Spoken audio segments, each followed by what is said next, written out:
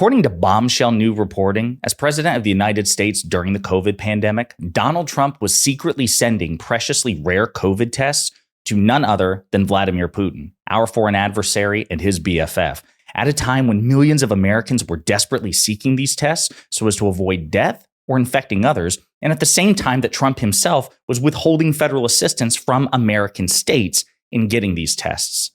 But before we unpack all that, if you end up liking this video and you want to support the channel, please be sure to hit the like, subscribe, and alert bells before you go. All right, friends, I wish I could say that this was unexpected, but it's not. It's perfectly in line with Donald Trump's character because even though he talks a big game about being America first, when it comes to everyday Americans, rank and file Americans versus his billionaire friends or foreign adversaries like Vladimir Putin and Xi Jinping and Viktor Orban, these autocrats whom he admires immensely, he will always choose them over us.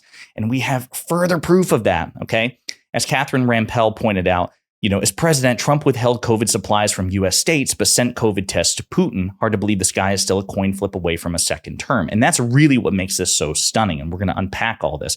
But for context, I want you to remember, because it's so easy to forget this stuff. It's so easy with our short attention spans as Americans to just memory hold the disastrous management of the COVID pandemic under the Trump administration. But I want to rewind the clock. During the height of the pandemic under Trump, when American states were desperately seeking assistance from the federal government to procure these preciously rare tests, Donald Trump wasn't having it. Quote, "We're not a shipping clerk." Trump tells governors to step up efforts to get medical supplies.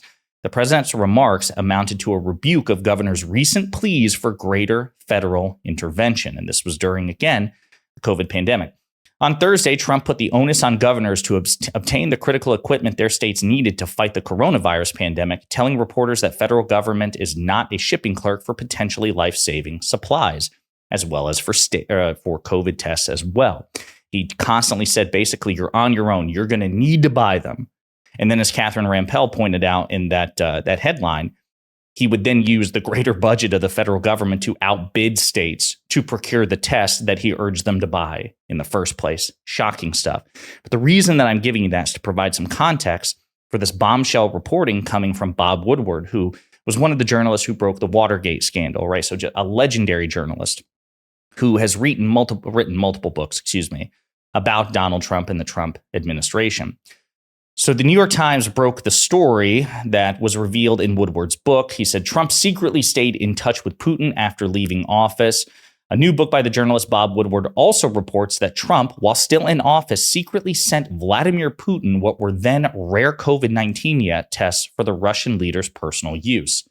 Folks, this is stunning, especially when you get this quote from Putin, okay?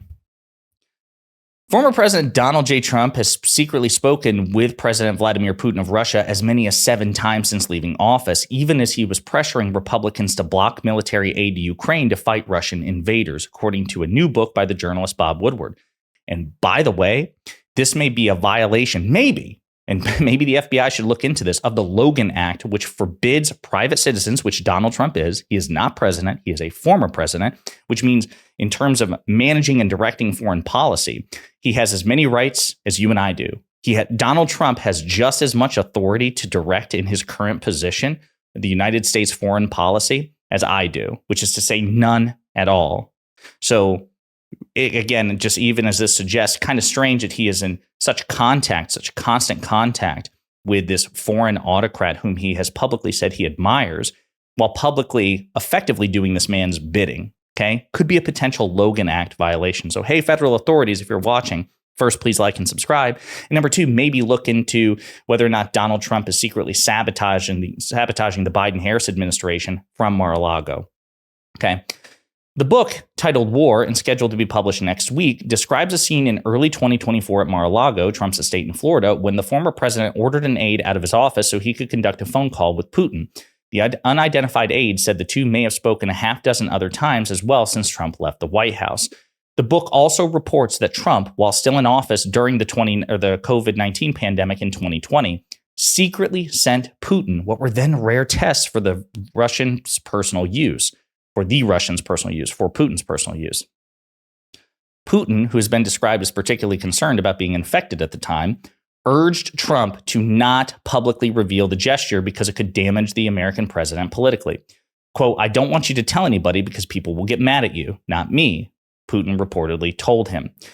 These disclosures raise new questions about Trump's relationship with Putin just weeks before an election that will determine whether the former president will reclaim the White House. And again, it goes into detail about all the times that, Trump has praised Putin, how Trump has insinuated that he could snap his fingers and resolve the Russia-Ukraine war, which the only way you could do that is if you could extort Ukraine into effectively surrendering to Russia. Otherwise, the war will persist, right? Now, as I pointed out on Twitter, the really important part of this is, again, Donald Trump professes to be an America First president, even though he really didn't govern that way. And certainly this new reporting indicates that he doesn't really have a deep-seated sense of patriotism in the sense that he will put the well-being of Vladimir Putin over the well-being of the American people, American states, and certainly his political opponents. He certainly cares far more about Vladimir Putin than he does about any Democrat in this country. So as I said on Twitter, to recap, Trump, not Biden, diverted FEMA disaster relief funds for the southern border during hurricane season, which is something Trump said Biden did. Trump, not Biden, played partisan politics with federal assistance, which again is something Trump said Biden did, but in fact, Trump himself did. And now we're learning that Trump sent precious COVID tests to his BFF, Vlad, when Americans desperately needed them. The hypocrisy is staggering. As a reminder, just again to put this in perspective, we've gotten so many lies from Donald Trump about Hurricane Helene, but President Biden didn't divert hurricane natural disaster relief money for migrants.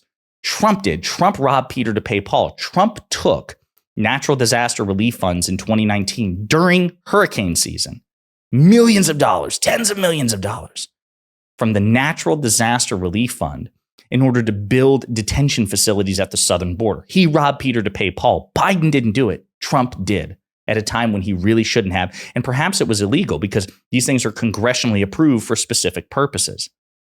Trump did it. Biden didn't. We also learned from former Trump officials that it was Trump who politicized federal assistance at a time when blue states needed federal assistance when he was president. Trump initially refused to give California wildfire aid because it's a blue state, according to multiple former Trump officials. And as a matter of fact, Trump reportedly had to be told that one of the areas affected by the wildfire was Orange County, which is a Republican bastion in California. Basically, like, hey, listen, if you don't provide aid, you're going to alienate your voters. And that was when Trump relented because he doesn't give a damn about Democrats or anyone who doesn't vote for him.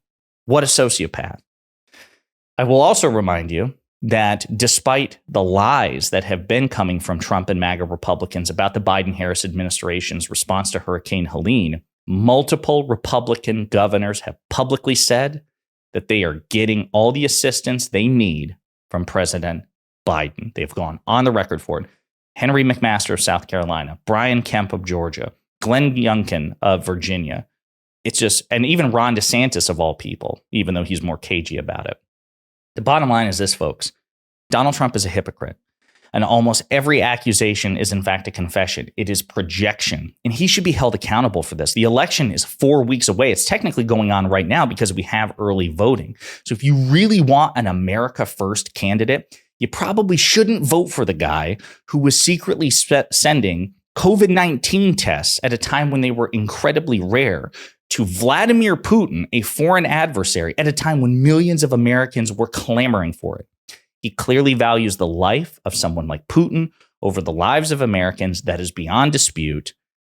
And I would urge you to take that into consideration as you approach the ballot box. In the meantime, let me know what you think in the comments.